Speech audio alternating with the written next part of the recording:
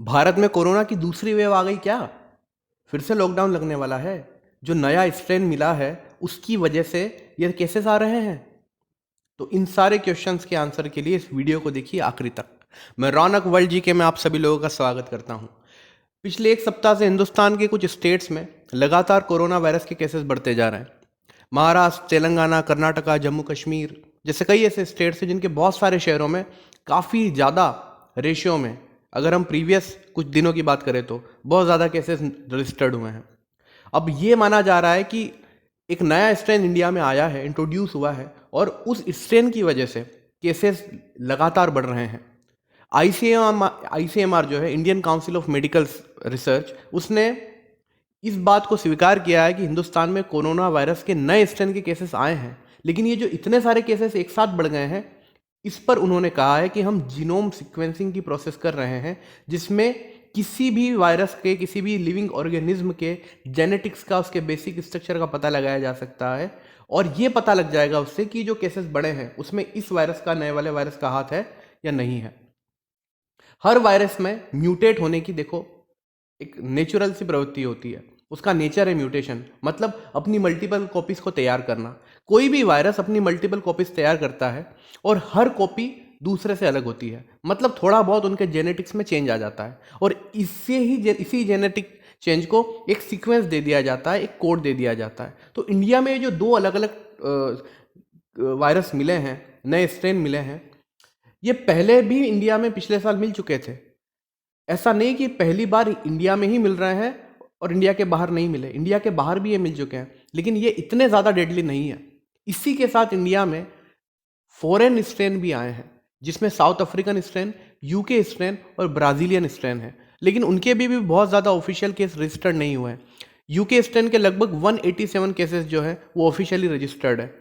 जो south African strain है उसके 4 और ब्राज़ीलियन स्ट्रेन का 1 केस आया है। लेकिन डरने वाली बात इसलिए है क्योंकि विश्व की जो प्रमुख 3 वैक्सीन बनाने वाली कंपनियां हैं, लाइक फाइजर, मॉडर्ना, तो इनकी वैक्सीन इतने इफेक्टिव तरीके से इन वायरसेस पे काम नहीं कर रही है। क्योंकि इस बार जो स्ट्रेन आया है, यूके स्ट्रेन जिसे हम कह रहे हैं, साउथ अफ्रीकन स्ट्रेन जो कह रहे हैं, ये 70% ज़्यादा इसकी नेचर मोर ट्रांसमिसिबल है इसके प्रीवियस वर्जन से। तो कोई भी वायरस अपने नंबर ऑफ कॉपीज तैयार कर लेता है और उसमें कुछ कॉपीज बहुत माइन्यूट से चेंजेस के साथ तैयार होती है, हल्की फुल्के चेंजेस होते हैं, इतने ज़्यादा वो डेडली नहीं होते। लेकिन जो कुछ म्यूटेशन होते हैं, जो कुछ स्ट्रेन होते हैं वायरस के, वो बहुत ज़्यादा डेडली होते हैं, जैसा कि हमको देखने को मिल रहा है। तो इन वायरसेस के बारे में अभी तक WHO ने और ICMR ने अलग से कोई गाइडलाइन जो है जारी नहीं की। हमें वही, अगर बचना है तो मास्क पहनना होगा, डिस्टेंस रखनी होगी, भीड़ भाड़ वाली जगहों पर जाने से बचना होगा। सुरक्षा ही उपाय है। अभी तक तो इसी स्टेप पर हमें चलना है, इसी राह पर हमें चलना है, यही उपाय दिख रहा है। आने वाले वक्त में पता चलेगा कि क्या इम्पैक्ट होते हैं और जब सीक्वेंसिंग के रिजल्ट आ जाएंगे उसके बाद में हमें पता चल जाएगा कि ये जो केसेस लगातार बढ़ रहे हैं, इतनी तेज़ी से ग्रोथ हो रही है, रैपिड ग्रोथ हो रही है, तो उसमें इन वायरसेस का ही हाथ है या कोई और बात है।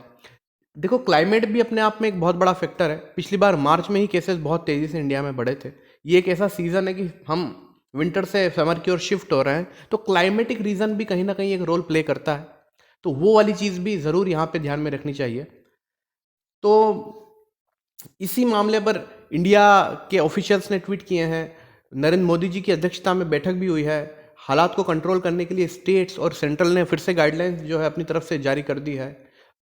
राजस्थान में और मध्य प्रदेश जैसे कुछ स्टेट्स में अगर आप आते हो तो आपको, अब अगर महाराष्ट्र से आ रहे हो, केरला से, तेलंगाना से आप लोग आ रहे हो, तो आपको RT-PCR टेस्ट करवा कर आना होगा, अपनी कोरोना नेगेटिव की रिपोर्ट लानी होगी। इस चीज़ को फिर से लागू कर दिया गया है। महाराष्ट्र के कुछ ऐसे स्टेट्स है जहाँ पे लॉकडाउन लगा दिया गया है, तो ये सारी चीज़ें फिर से चलेगी और इससे हमें अब यूज टू हो जाना चाहिए, क्योंकि जब तक कोरोना के नए नए स्ट्रेन आते रहेंगे तब तक इस टाइप की प्रैक्टिसेस चलती रहेगी। तो घबराने वाली कोई बात नहीं है, डरने वाला कोई इश्यू नहीं है, सिर्फ सावधानी रखने वाली बात है। तो मैं उम्मीद करता हूँ कि कोरोना से जुड़ी हुई इस अपडेट से आप लोगों को काफ़ी इन्फॉर्मेशन मिली होगी। लेटेस्ट अपडेट्स के लिए जुड़े रहिए वर्ल्ड जीके में। मिलते हैं अगली बार किसी और नए सब्जेक्ट पर, नए टॉपिक पर। Stay motivated, stay updated.